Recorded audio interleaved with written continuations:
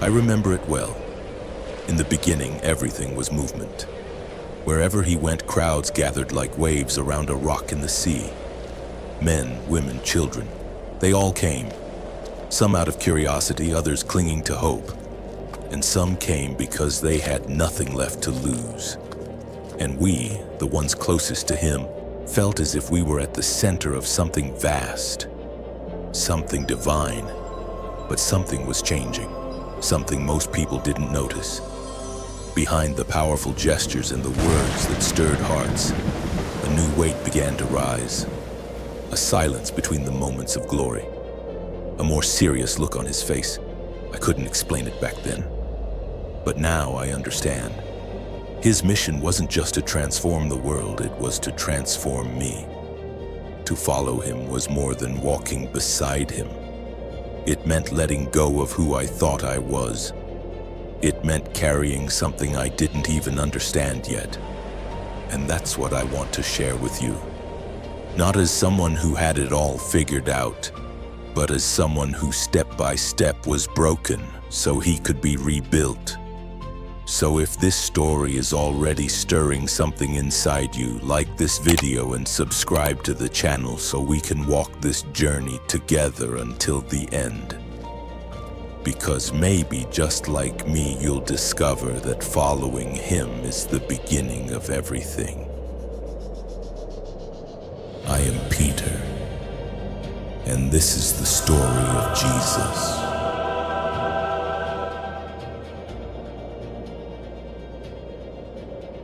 It was on that day that something shifted in the air. The crowd just kept growing. People from everywhere, weary men, women holding children in their arms, young people with hunger in their eyes. The grass could barely hold them. The hillsides were packed, and still, no one left.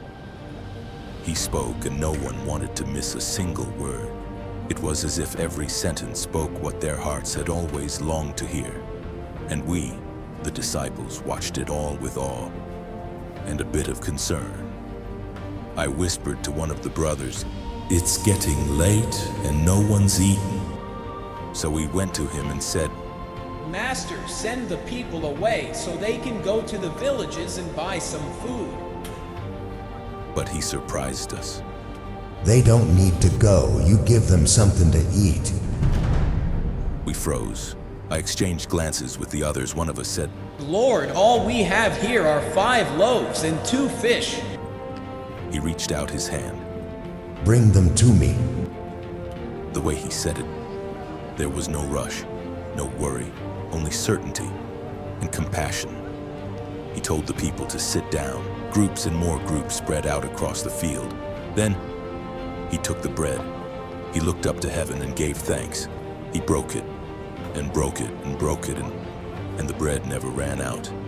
The baskets went from hand to hand, and the eyes of the crowd sparkled.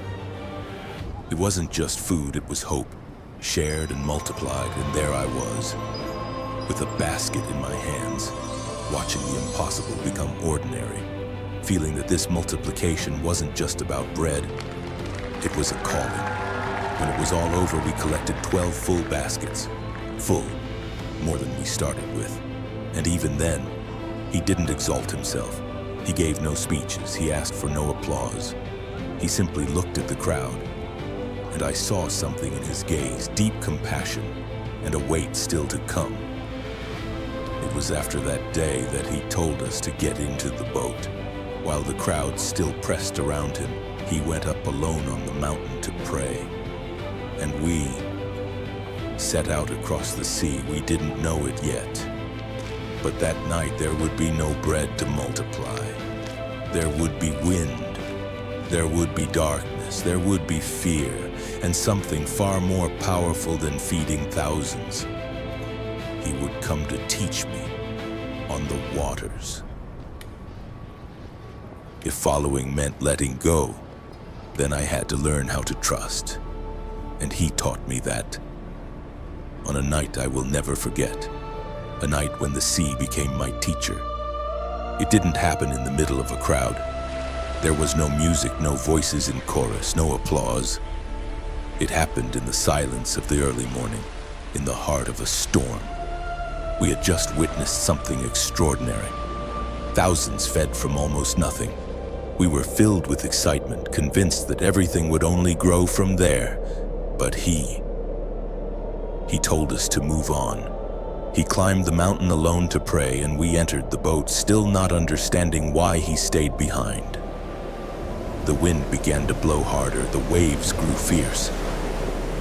And there, in the middle of the sea, even though we were fishermen used to such things, fear began to surround us. It felt like everything we had seen and heard had vanished, like we were alone again, until someone appeared. Walking on the water. At first we thought it was a ghost. It's a spirit. Someone shouted. Pull in the oars. We cried out, lost. But then his voice reached us in the midst of the chaos. It is I. Do not be afraid. In that moment, my heart pounded like never before. My mind said, this is impossible. But something deep within me whispered, if it's him, then the impossible is calling me. And so with a trembling voice I said, Lord, if it's really you, command me to come to you. And he answered without hesitation, Come. And I went. My feet stepped onto the impossible. The wooden boat was behind me, and for a moment I found myself walking on what had once threatened to consume me. For a moment there was no wind, no sea, only him. And I whispered to myself, I'm walking. I'm really walking. But then came a stronger gust, a higher wave. I looked to the side and I thought, what am I doing? This is madness. I can't do this. And I sank. The water wrapped around me like a weight. I felt weak, ashamed. I panicked. I cried out, save me! And before the sea could pull me under, his hand reached me, strong, steady, immediate. He lifted me up with authority and gentleness all at once. And he looked me in the eyes. You of little faith, why did you doubt? There was no condemnation in his voice. There was love, there was a lesson. And I, still breathless, could only think, even now, he's still holding me. That day I understood, faith is not the absence of fear. Faith is knowing whom to trust when the ground disappears. Faith is walking toward the unseen with your eyes fixed on the one who never sinks. I didn't yet know what was ahead. But after that night, I was never the same again. After that night on the sea, something inside me had changed. I had been lifted by the hands of the one who called me, even after I had sunk. And yet just days later I realized, following him wasn't just about trusting through the waves. It was about trusting. When he began to speak of the cross, the crowd still followed him. With every village along every dusty road, more and more people joined us. They came for the signs, the healings, the miracles he performed with just a touch or a word. And we, the disciples, started thinking, We're on the right side. The people are with him. The future is ours. But then he would stop, look at everyone, and say something that cut like a blade. If anyone wants to follow me, let him deny himself, take up his cross and follow me. I remember the silence that settled after those words, and within me a doubt was born. The cross. Deny myself. What did that mean? I knew what crosses were. They weren't metaphors. They were real wood, soaked in blood and shame. And he was saying that anyone who wanted to follow him would have to carry one. I remember looking at the others. Everyone was quiet. And I confess, I wanted to ask, Lord, seriously? Isn't there another way? But I didn't have the courage.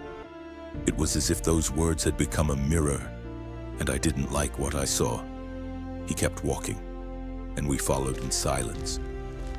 But something had changed in the air. It wasn't just wonder anymore.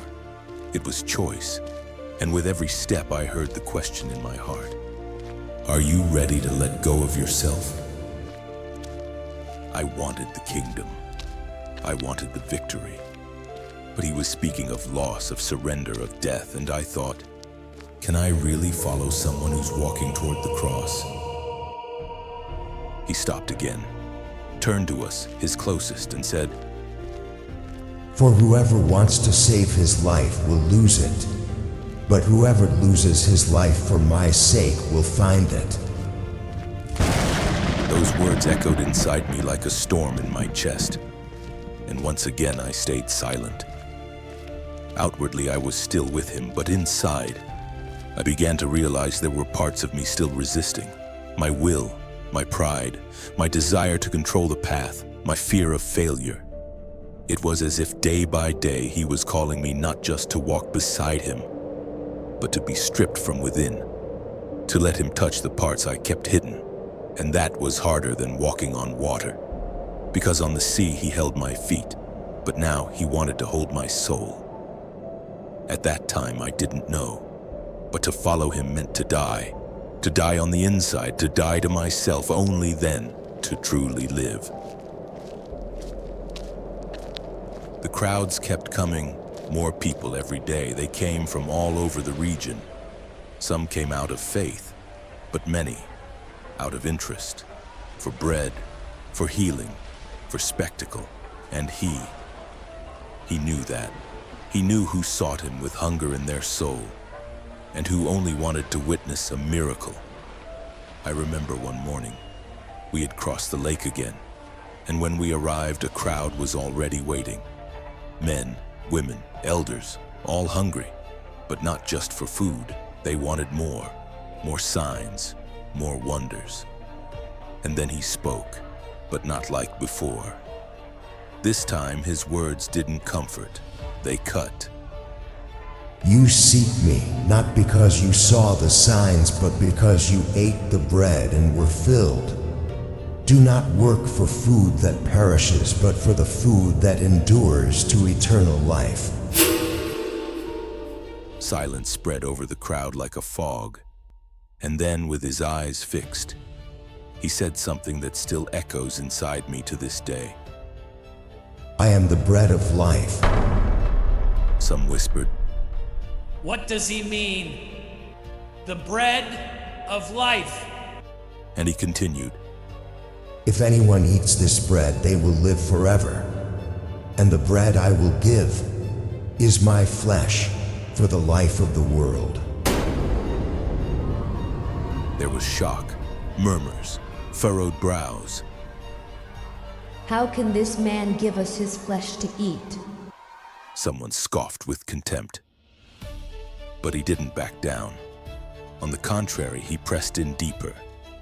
Unless you eat the flesh of the Son of Man and drink his blood, you have no life in you.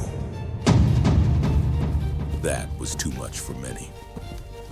The voices that once cried Master now whispered scandal. Others simply turned and walked away. And I just stood there, frozen, trying to understand, feeling a weight pressing on my chest. Why did he say it like that? Why didn't he explain better? He's pushing us away. He's becoming too hard to follow. I'll admit, for a moment, I wanted to walk away too. That's when he looked at the few who remained. He looked into my eyes and he asked, Do you also want to go away? I swallowed hard. I saw some of my brothers lower their gaze, but something in me, something deeper, answered, Lord, to whom shall we go? You have the words of eternal life. I said that without understanding everything, without knowing what would come next. But something inside me knew, even when he said what I didn't want to hear. It was truth. That day he didn't lose followers. He revealed who truly wanted to stay, and I stayed. Even without understanding everything, even confused, even torn between fear and faith. I stayed, because something in me knew there was nowhere else I could go. And while many walked away in silence, others began to draw near. not for healing, not for words of life. They came with narrowed eyes, with sharp questions, and with one clear intent: to bring him down. Even with so many turning away, he still looked at them with compassion. Even after being rejected, he still reached out his hand. I didn't understand how, but he kept breaking the bread. We were in a remote region. The crowd had been following him for 3 days. And in that place, there were no markets, no villages, just dry land, hunger, and empty eyes. One of us came forward and said, "Oh, Master, send the crowd away. They have nothing left to eat." He stayed silent for a moment, then looked at everyone and spoke with the firmness of someone who feels another's pain. I have compassion for these people. Then he called to us. How many loaves do you have? Someone answered. 7, and a few small fish. He took the bread in his hands, and once again, he did what only he knew how to do. He gave thanks. He broke it, he gave it out. But this time, there was no wonder, no gasps, no rushing to tell others. The miracle was right in front of them, but their eyes were elsewhere. It was as if the people had seen too much, or waited too long, or simply grown hard inside. I watched the meat. I watched the baskets fill once again. But I also saw the silence. I saw closed faces, people looking, but not seeing. It wasn't like before. The miracles continued, but the hearts did not. After everyone had eaten, he called us. We got into the boat again. And as we sailed, I looked back and asked myself, how can someone see bread multiply in his hands and still not believe? Before I could speak, one of the brothers said, "We forgot to bring bread." I laughed quietly to myself. Bread? Are we really having this conversation again? But then he turned to us and said, Watch out for the yeast of the Pharisees. We fell silent, trying to understand. Don't you still understand? Are your hearts hardened? Do you have eyes but fail to see, ears but fail to hear? Those words pierced through me. It wasn't just the crowd who didn't understand, it was us too.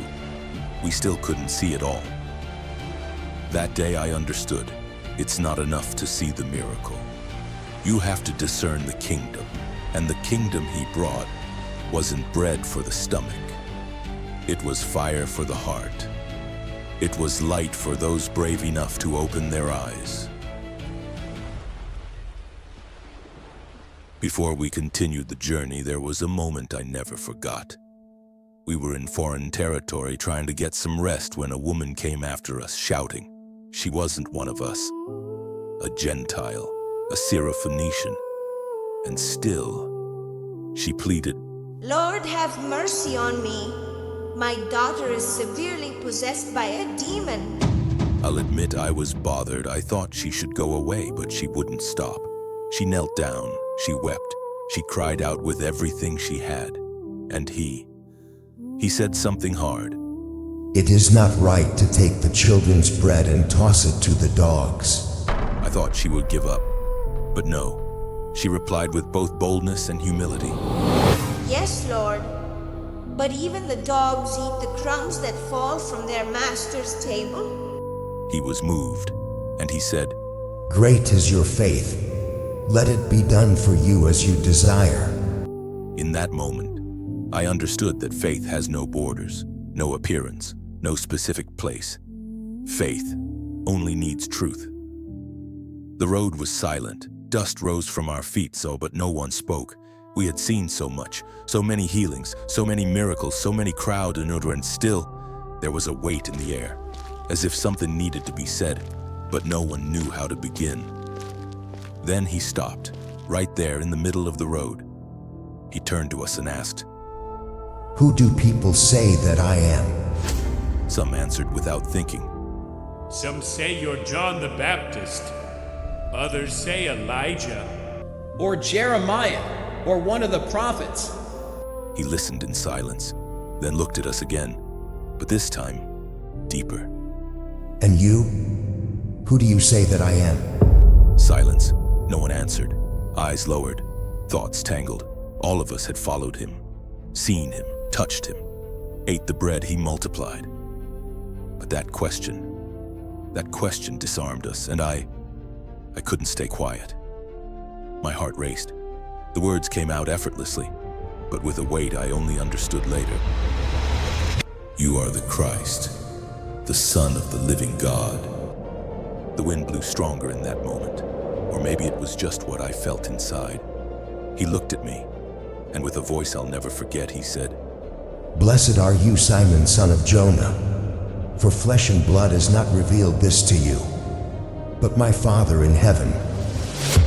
I lost my breath, and he continued, You are Peter, and on this rock I will build my church, and the gates of hell shall not prevail against it. I had never felt so small and so full at the same time. It wasn't pride, it was a holy weight, a calling greater than myself, and I thought, now we're ready. Little did I know, we still understood nothing. After my confession, I thought everything was finally falling into place. He looked at me with a light in his eyes that I'll never forget. He called me blessed, said the Father had revealed that truth to me, and that on that rock, he would build his church. I felt overtaken by something sacred, as if at last I had done something right, as if finally I had understood who he truly was. But then, the road shifted. He began to prepare us for something we had never expected. Something that until that moment wasn't even part of our vocabulary. He told us plainly, It is necessary for the Son of Man to go to Jerusalem, to suffer many things at the hands of the elders, chief priests, and teachers of the law, to be killed, and on the third day rise again. His words fell on us like a storm out of season. My chest tightened, my throat dried up. I looked at the others and saw the same shock on their faces. Die? What do you mean, die? The one who healed, die?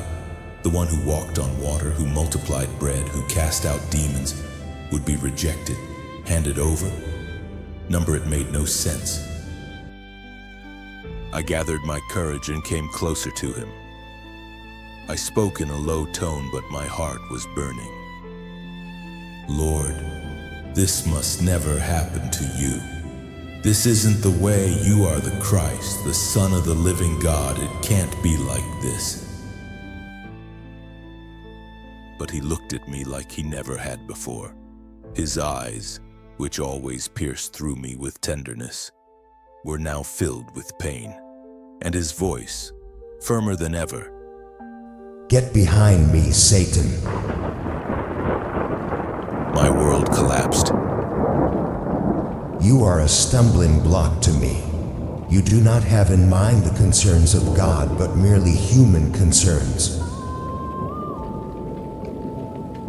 Right there, in that moment, all the glory I had felt just minutes before turned to shame. I thought I had understood him, but I understood nothing. I wanted a victorious Messiah.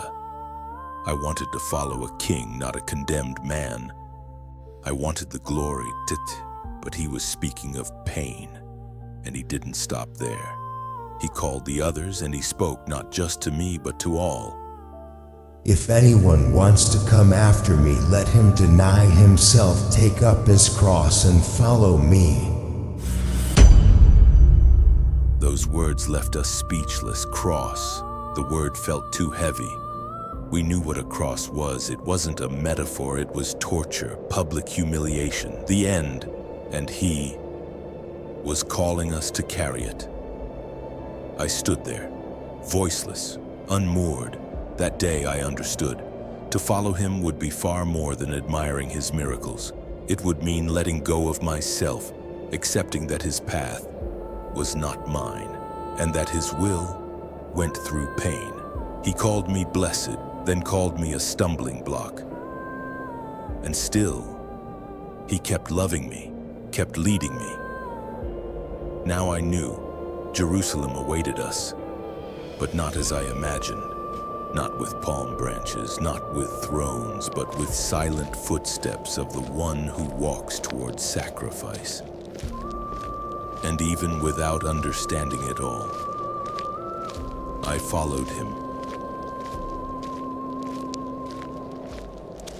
When he said we were going to Jerusalem, there was silence among us. Not the silence of doubt or confusion, but a heavy, almost sacred silence. Because now we knew this wasn't just a journey, it was destiny.